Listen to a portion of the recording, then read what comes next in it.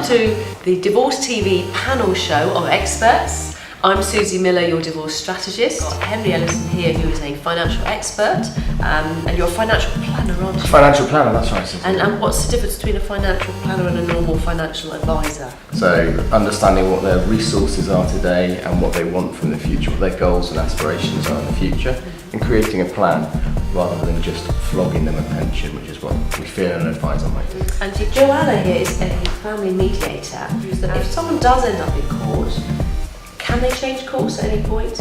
Absolutely. So the whole process is set up to be able to enable parties at any stage in the process to be able to come to mediation. Verity is a collaborative family lawyer. So just explain briefly what that is, because it's not a normal lawyer, is it?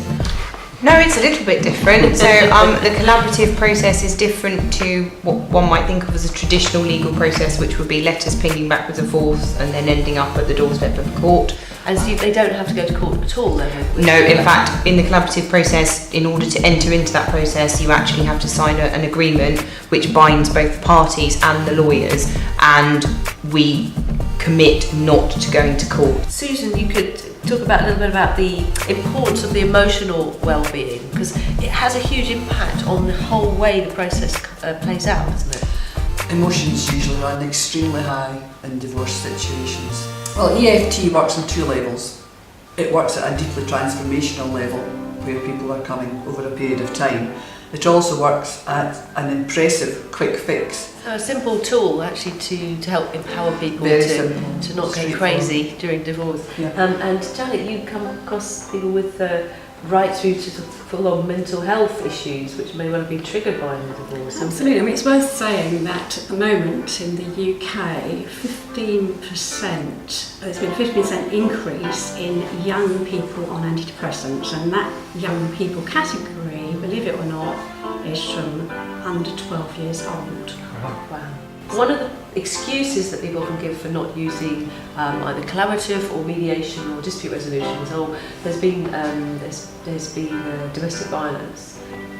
Mediation will handle that kind of situation by just maintaining equality between the parties.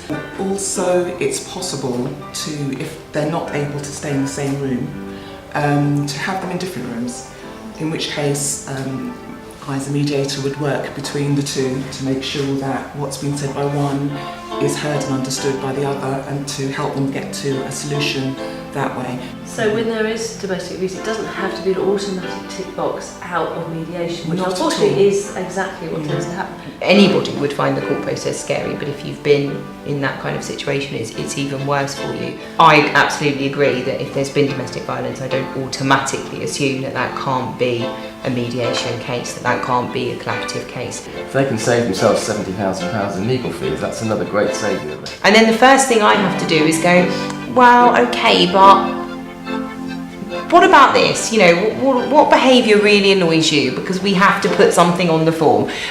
That's a horrible position for me to be in. When I meet my clients, I don't want to be first and foremost talking to them about the horrible bad things about their ex-partner, you know. Let's imagine that there is a Ministry of Peace, which we will have one day, and that they were in charge of the full reformation of the family law system. I'm going to ask you all, it's a bit mean because I haven't told you To look into the fear of the unknown, all our areas of speciality. A lot of people are fearful, and to make a more holistic approach to it. Well, I could talk about reform of the family justice system all day. Nobody wants to hear that. So, but I would radically, I think I would start much earlier on. I would have it as part of the curriculum that children have to learn about relationships, about marriage, about what the laws are. It's unbelievable how many people don't know that there are different laws if you're married or if you're cohabitating, or, you know, that people still believe there's common law husband, common law wife, which doesn't exist in this jurisdiction at all. It's a very good question, Susie. Thanks for asking. with no warning. With no warning, no, that's right. I must say, I mean, I think the whole thing about getting a divorce is being armed with as much information right from the outset as you possibly can. It's to encourage people to use forums, whatever that may be, to talk more, to listen to each other more from very, very early on. It means then that by the time they decide that they're ready to get to the stage where they're ready to part, it will be a completely different picture. Right at the end, you've covered everything. So what can I But say? I personally believe that divorce is a mental health issue. It is a mental health issue. I'm glad, I like the idea of the educational approach. I think that's really important.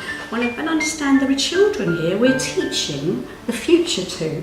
So if we're teaching them that divorce is bad, or that there's going to be lots of hostility which will go on for years and years and years, we're actually giving them that kind of education at the moment.